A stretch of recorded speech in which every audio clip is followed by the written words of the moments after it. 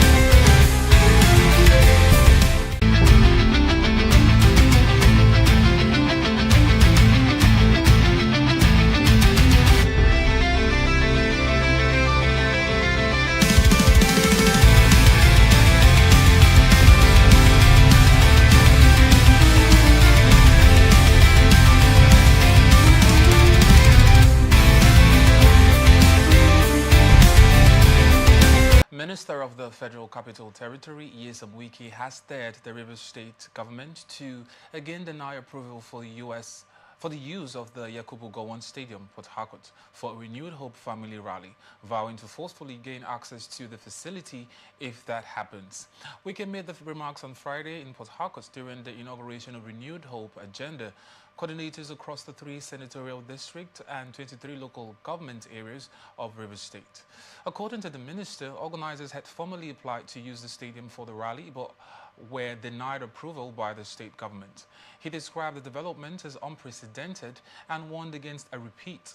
He said if future applications are rejected, his group would still proceed with the event at the facility, insisting that Rivers people cannot be denied access to public infrastructure in their state. The event was eventually held at Captain Elichi Amadi Polytechnic, another state-owned facility. Wike also declared that political activities in the state had commenced ahead of future elections, stressing that Rivers State remains a strong supporter of President Bola Tinubu and the Renewed Hope agenda. He commended the president for supporting the emergence of candidates backed by his political allies in recent by-elections and pledged continued mobilization across the state, including logistics support for ward-level political activities. Wike further questioned the level of alignment of the state leadership with the president, arguing that political rewards are tied to loyalty and commitment. There has been no official response yet from the Rivers State government on Wike's claims. River State Police Command has warned residents about individuals impersonating police officers and extorting members of the public. Police spokesperson Grace Coco says the suspects often wear black clothing and set up illegal checkpoints where they harass citizens and demand money. The Commissioner of Police, Olugbenga Adewale Adepoju, says the command has activated measures to track, arrest and prosecute those involved. Police also stressed that no officer has the right to search phones or laptops at checkpoints or force anyone to transfer or withdraw money. Residents are urged to stay alert and report suspicious activities to the police through official hotlines. The command reassures the public of its commitment to safety and calls for cooperation with lawful police operations. Independent National Electoral Commission in Rivers State has approved the decentralization of the continuous voter registration exercise to registration areas and wards across the state. The decision was announced by the Commission's Head of Voter Education and Publicity, Geraldine Ekelemu, on behalf of the Resident Electoral Commissioner. INEC says the ward-level registration will begin on February 2nd and run for 50 days on a rotational basis across all 319 wards. The exercise will cover new registrations, transfer of voter details, replacement of lost or damaged PVCs, and correction of records. The Commission is urging eligible citizens who have turned 18 to take part and has called on community leaders, political parties and civil society groups to support awareness efforts. INEC says the move is aimed at boosting grassroots participation and strengthening the democratic process. Stakeholders in Rivers State have raised concerns following a reported gas leak in parts of the state, warning about possible environmental and economic impact on local communities. Community leaders and residents say the incident has affected rivers, farmlands and fishing areas, disrupting livelihoods and raising fears about health risks. The leak was reported in Akinima in Ahoda West and is said to have been caused by a ruptured pipeline that occurred several weeks ago. Residents say the incident has polluted the Orashi River. The National Oil Spill Detection and Response Agency says it has been notified and has deployed officials to assess the situation, with a joint investigation planned to determine the cause and scale of impact. The Nigerian National Petroleum Company Limited says it is aware of the incident and is working with regulators and host communities to contain the leak and reduce environmental harm. Also reacting, Shell Petroleum Development Company says it supports regulatory investigations and response efforts, noting that cooperation with communities is essential. Environmental advocates warn that repeated leaks in the Niger Delta threaten biodiversity and local economies and are calling for swift repairs, remediation and stronger preventive measures. Authorities say more details will be provided after ongoing assessments. Defense headquarters say troops under Operation Delta Safe have destroyed at least 53 illegal refining sites and arrested 81 suspected oil thieves and other criminals in the Niger Delta. The Director of Defense Media Operations, Michael Onoje, disclosed this in Abuja while briefing journalists on January's military operations. He said troops responded to several distress calls related to piracy, illegal refining and other criminal activities, recovering arms and dismantling illicit camps. According to him, further offensive operations were conducted in Ini and Essien Udim local government areas of Akwa Ibom State, as well as Okwe local government area of Delta State, where 5 additional suspects were arrested and weapons recovered. Air patrols also targeted oil theft activities in parts of Rivers State, where a barge siphoning petroleum products was detected and engaged. The Defense Headquarters says more than 80 militants surrendered within the period, while 8 foreign nationals were rescued along the Bakassi waterways in the southeast. Troops under Operation Udoka arrested suspects, rescued kidnapped victims and recovered weapons across several states.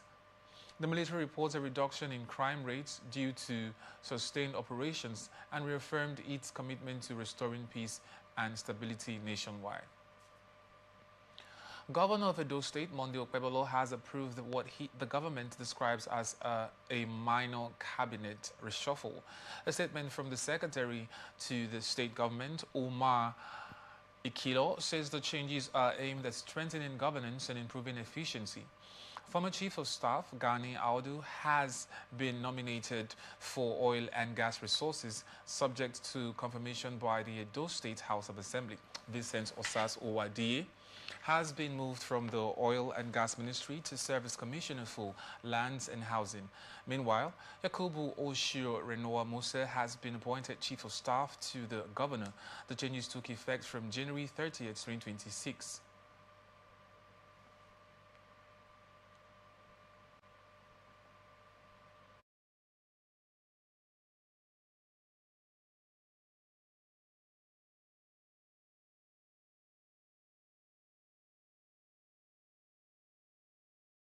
Okwebolo says he is confident the adjustments will improve coordination and policy implementation in the state.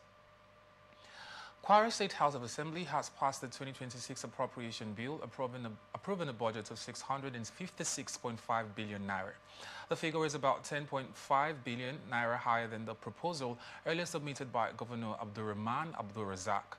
Speaker of the House, Yakubu Danladi Salihu, says the increase followed a detailed review to ensure the budget reflects economic realities and development needs. According to the breakdown, recurrent spending stands at over 409 billion naira, while capital expenditure has been increased to about 271 billion naira to support infrastructure and development projects. Debt servicing for the year is put at about 14.2 billion naira. The Assembly says it will maintain strict oversight to ensure proper implementation and accountability. Vice-Chancellor of the Federal University, Lokoja, Olayemi Akimumi, says students with less than 75% class attendance will not be allowed to sit for examinations. He announced this during the university's 14th matriculation ceremony for new students. The Vice-Chancellor stressed that attendance is mandatory and warned against examination malpractice, saying the institution has zero tolerance for misconduct. He also advised students to avoid drug abuse and remain disciplined in their academic pursuits. Over 9,000 students were matriculated for the 2025/2026 academic session after meeting admission requirements set by Joint Admissions and Matriculation Board and the university. Students were further urged to follow the institution's dress code and remain security conscious on campus.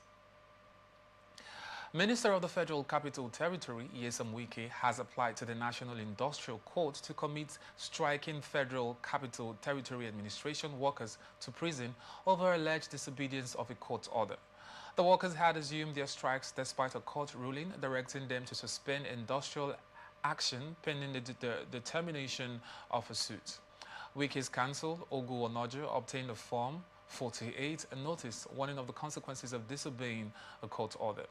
The court had earlier ruled that strikes must be suspended once a dispute is before the industrial court.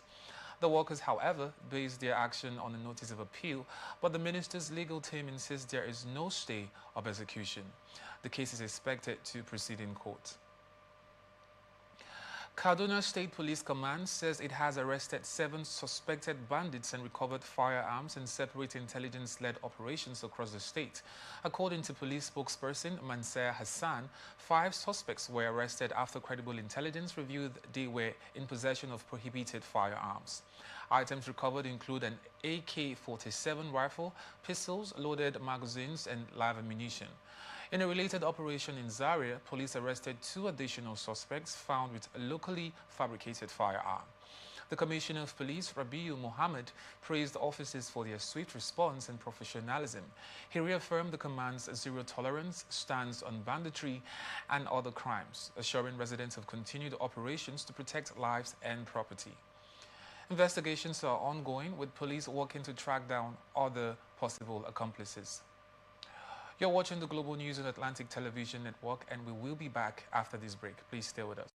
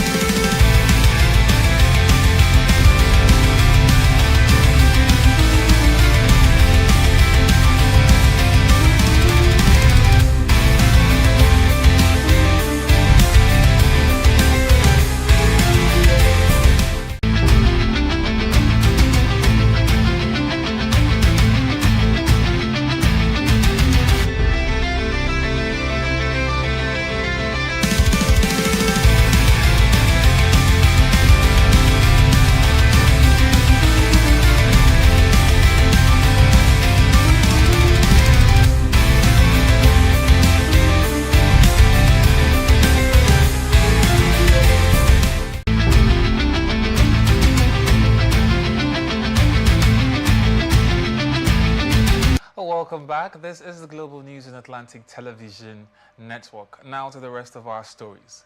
Nigerian Senate has scheduled March 17, 2026 for the final consideration and likely passage of the 58 points 472 trillion naira 2026 appropriation bill.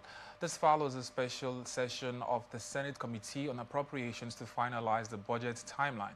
Chairman of the committee, Solomon Olamilekan Adeola, says ministries, departments and agencies will defend their budget estimates before committees from February 2nd to 13th. A public hearing on the budget proposal is also set for February 9, giving stakeholders and citizens the opportunity to make inputs. Lawmakers are expected to hold an interactive session on March 5 with top government economic managers, including Finance Minister Wale Edu and the Minister of Budget and National Planning, Atiku Bagudu. Reports from standing committees are due by February 23rd, ahead of deliberations on the Appropriations Committee's final report. Senator Adeola noted that although Senate leadership initially aimed to pass the budget earlier, more time was approved to ensure detailed scrutiny and transparency. Hard copies of the budget have now been distributed to lawmakers to support thorough review.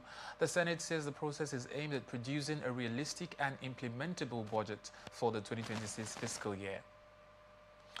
Senate has set up a special committee to further galvanize and harmonize opinions expressed by various distinguished stakeholders on electoral matters. The decision was taken after lawmakers returned from a closed-door session where a report on electoral issues was considered. The committee is expected to review the opinions expressed by several lawmakers during the deliberations and submits its reports to the Senate on Tuesday, 3rd of February 2026. Chairman of the Senate Committee on Judiciary and Legal Matters was appointed to lead the committee, with other senators named as members. The outcome of the committee's reports is expected to guide the Senate's next steps on electoral reforms. At closed session on the ongoing amendment to the Electoral Act 2022, the Senate has set up a small committee to further make contributions, galvanize, distill all the opinions of distinguished senators and present them to us for final deliberation on Tuesday. The committee, not in particular order of ranking, has chosen, for technical reasons, the chairman of the Senate Committee on Judiciary and Legal Matters, the Senior Senator Niyi Adegbomire, as chairman, and has also included very ranking senators as members: the Senior Senator Adamu Alero, the Senior Senator Waziri Tamboa, the Senior Senator Adams Oshumole, the Senior Senator Mohammed Goje, the Senior Senator Tony Woye, the Senior Senator Titus Zam as members.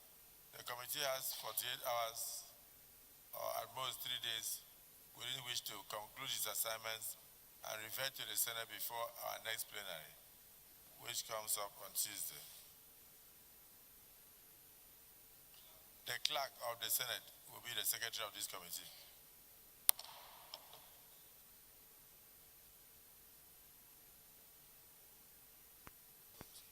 Accordingly, with the permission of the Senate, the plenary is hereby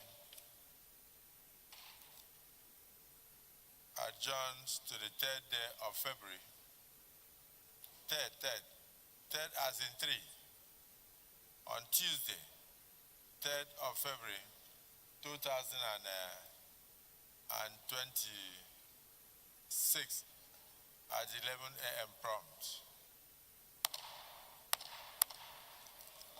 Not bad, brother.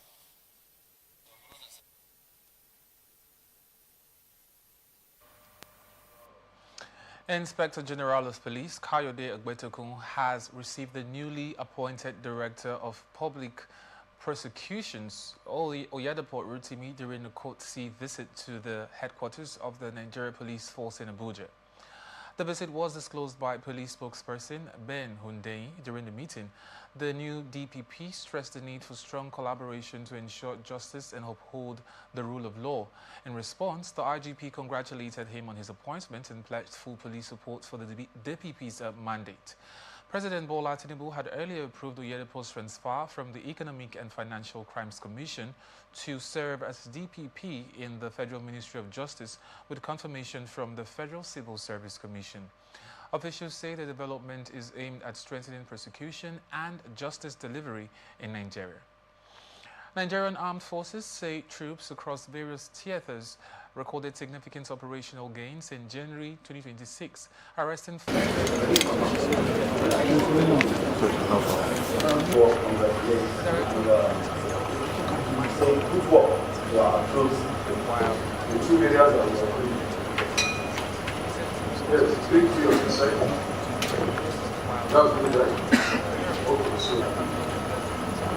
you. On the use of drone by the criminals, taking note of the fact that some of these events, the use of drones have been alerted. Accusing their commander of demanding for 500,000 naira. That's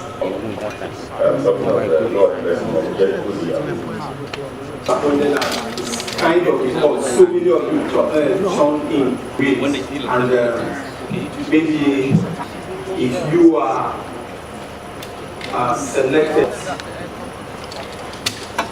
I don't know, it's really not nice that on a routine basis, so you have to think about.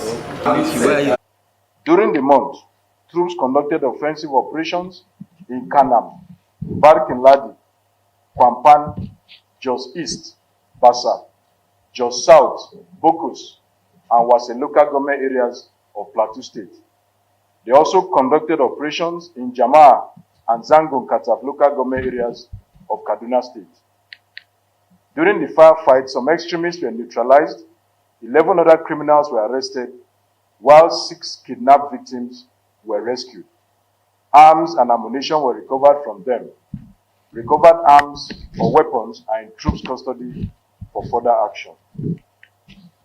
Notably, troops arrested a wanted kidnappers kingpin identified as Amadu Adamu in Jama'a local government area of Kaduna State. Now to Makodi, where troops of Operation Wellstroke, which operates in Benue, Nasarawa, and Taraba states, recorded some successes in their areas of operational responsibility. Between the 1st and 29th of January, troops conducted several offensive operations in Benue, Kogi, Kwara, Nasarawa, Niger, and Taraba states, as well as in the Federal Capital Territory. That's on the fringes of the Federal Capital Territory. During these operations, several terrorists were also neutralized. 58 of them were arrested, while 32 kidnapped victims were rescued. The arms and ammo that were recovered from them are also in our custody. Major General Onoja reiterated the Chief of Defense Staff's see something, say something message, stressing the importance of timely intelligence from citizens. The Southeast Operation Udoka, troops of Operation Udoka responded to distress calls on terrorists, sea pirates, militants, and other criminal activities across Abia, Anambra, Ebonyi, Enugu, and Imo states. It is worthy to note that over 80 militants recently surrendered to troops, while 8 Cameroonian nationals were also rescued during cross-border patrols along Bakassi waterways. Significantly, crime rate has drastically reduced in the region compared to past crime occurrences. During the month, troops neutralized some terrorists, arrested 72 of them, and rescued 11 kidnapped victims. Arms and ammunition were also recovered from them. Arrested terrorists and recovered weapons are in troops' custody for further action. The armed forces want to reiterate once again an unwavering commitment to the successful conduct of ongoing military operations across all the theaters. Our troops remain focused, professional, and resolute in interagency collaboration and with the support of local communities. The Defense Headquarters also called on traditional rulers, community leaders, and stakeholders to support military operations by providing credible information. The Defense Headquarters says it is working with other federal government agencies to trace and curb the use of drones by terrorists. The Director of Defense Media Operations, Michael Onoja, disclosed this in Abuja while briefing journalists on recent military operations. He said investigations into how drones are sourced and used by insurgents have reached an advanced stage, with concrete actions expected soon. According to him, agencies with the capacity to regulate and prevent the misuse of drones have been engaged. On other operations, the military says troops under Operation Hadinkai sustained offensives in the northeast, neutralizing several terrorists, arresting suspects, and rescuing kidnapped victims. Operations were carried out in parts of Borno, Adamawa, and Yobe states, in Plateau and Kaduna states. Troops under Operation Enduring Peace also conducted raids, arrested dozens of suspects, and rescued kidnapped victims. The Defense Headquarters say these efforts are part of ongoing measures to improve security and protect communities. Nigeria's Defense Minister Christopher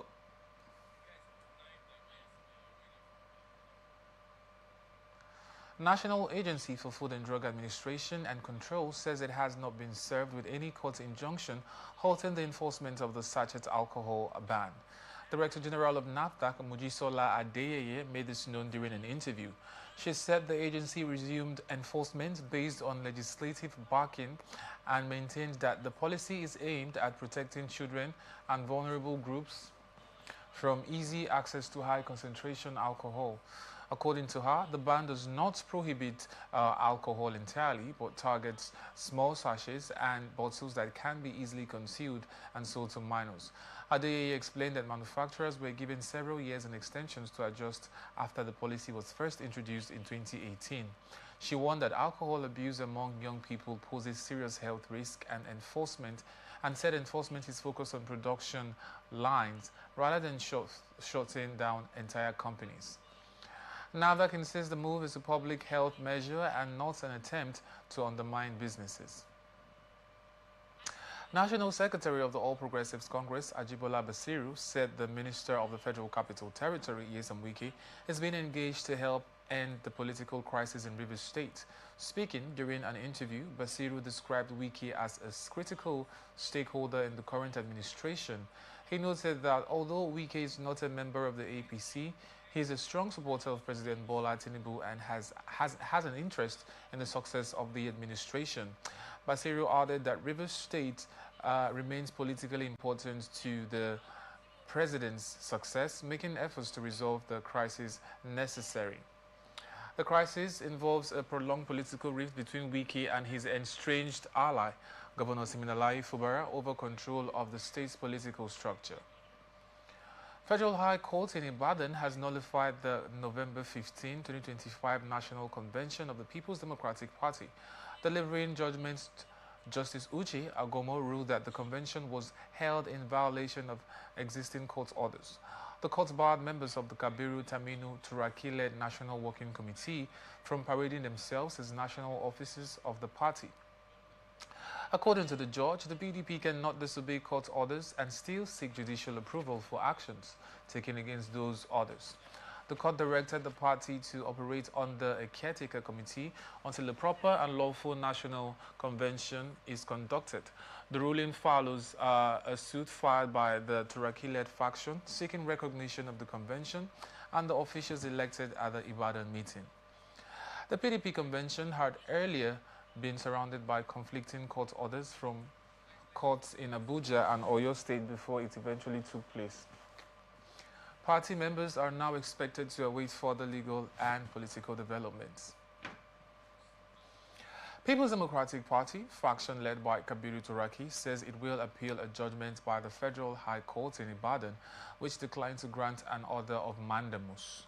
The court ruled that granting the request would amount to sitting on appeal over decisions of courts of equal jurisdiction. In a statement shared by the party's National Publicity Secretary, Ini Ememobong, the faction said its legal team has been directed to file an appeal and take further legal steps. Despite the ruling, the group insists the Kabiru Turaki-led faction that emerged from the Ibadan Convention remains intact and unshaken. The development is part of ongoing leadership disputes within the PDP, with rival factions seeking legal recognition. Party members are now awaiting a final decision from the appellate courts. And now to our business news. Nigeria National Petroleum Company Limited has unveiled its Gas Master Plan 2026 as part of efforts to make natural gas a key driver of Nigeria's industrial growth, energy security and economic development. The plan was launched in Abuja and is designed to move the gas sector from policy plans to concrete execution, focusing on infrastructure, investment and market expansion. Minister of State for Petroleum Resources, Egberipe Ekpo, says Nigeria's challenge is turning its vast gas reserves into real economic value. NNPC Group CEO Bashir Ojulari says Nigeria holds about 210 trillion cubic feet of proven gas and targets higher production by 2030. He adds this plan will support power generation, CNG, LPG and industrial use while attracting major investments. Industry players have welcomed the initiative, describing it as a boost for the economy. NNPC says the new plan updates the 2008 framework and aligns with the government's Decade of Gas program. Federal government's borrowing from the domestic financial system rose sharply in 2025, widening the gap between public and private sector access to credit.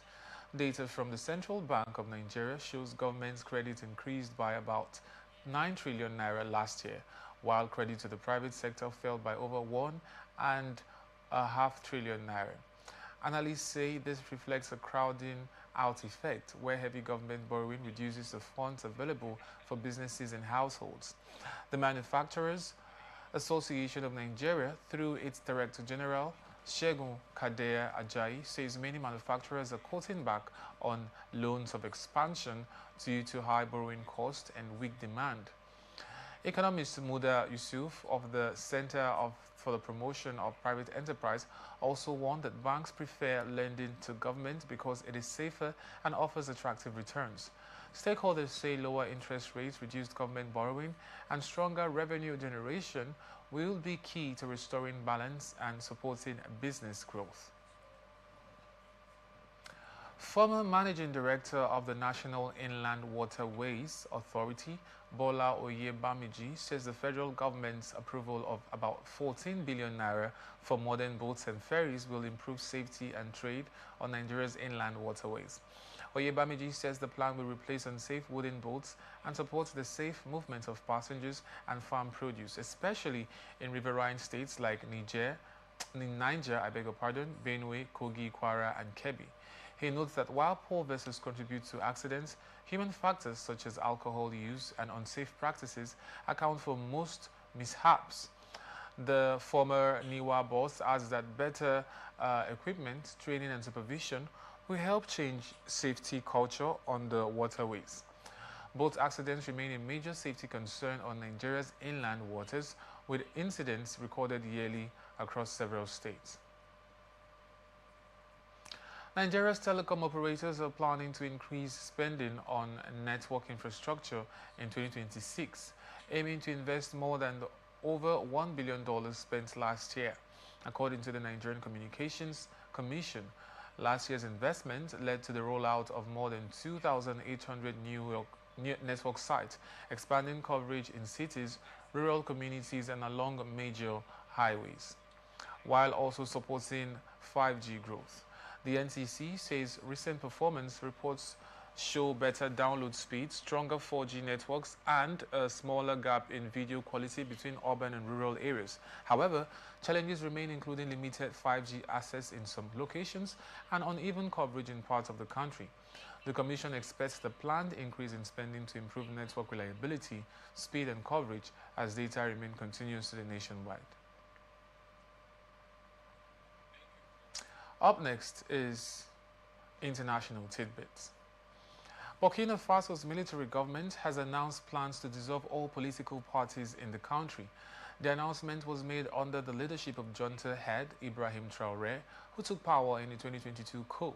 Political party activities have been suspended since the military takeover, with parties previously barred from public gatherings but still allowed to function internally.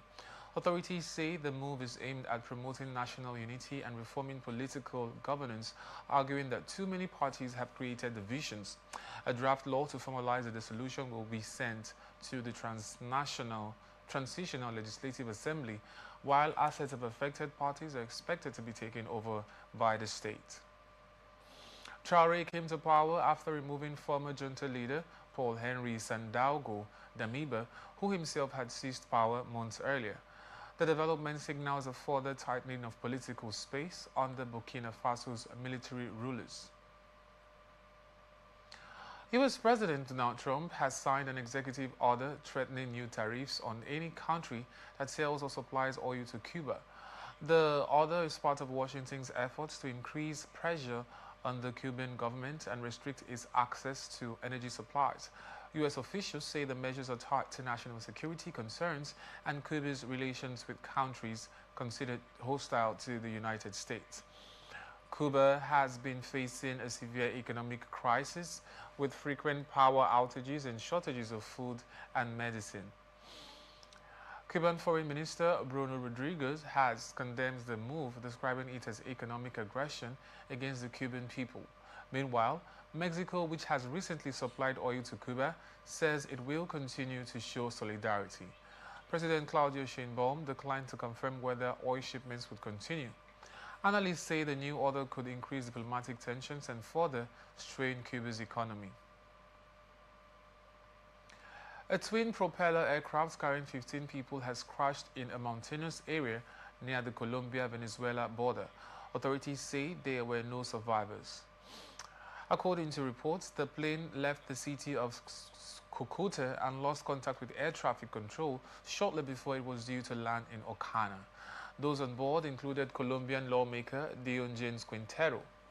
The Colombian Air Force was deployed to locate the crash site and recover bodies. Officials say the region is known for difficult terrain and unpredictable weather. Investigations into the cause of the crash are ongoing.